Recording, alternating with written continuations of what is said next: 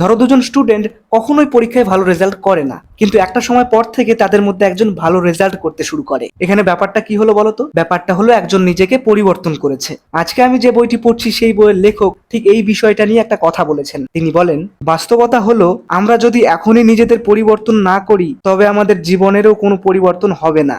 আমরা যদি নিজেদের উন্নত না করি তবে আমাদের জীবনেরও কোনো উন্নতি হবে না। অর্থাৎ লেখক এখানে এটাই বলেছেন যে নিজেকে পরিবর্তন করার অর্থ হলো নিজের ভালো মন মানসিকতা তৈরি করা, নতুন কিছু শেখা, সময়ের মূল্য বোঝা, ভুল থেকে শিক্ষা নেওয়া ইত্যাদি। একজন স্টুডেন্ট যদি নিয়মিত পড়াশোনা না করে তাহলে সে কখনোই ভালো ফলাফল আশা করতে পারে না। জীবনের উন্নতি কোনো জাদুর মাধ্যমে আসে না, এটি আসে আত্ম উন্নয়ন, কঠোর পরিশ্রম এবং কন্টিনিউ প্রচেষ্টার মাধ্যমে। যখন আমরা নিজেদের চিন্তা ও মনোভাবকে পজিটিভ ভাবে পরিবর্তন করি তখন আমাদের চারপাশের পরিস্থিতিও ধীরে ধীরে বদলাতে শুরু করে। অতএব জীবনে উন্নতি ও সফলতা অর্জনের জন্য অন্য কারো পরিবর্তনের অপেক্ষা না করে নিজেকেই পরিবর্তনের প্রথম পদক্ষেপ নিতে হবে।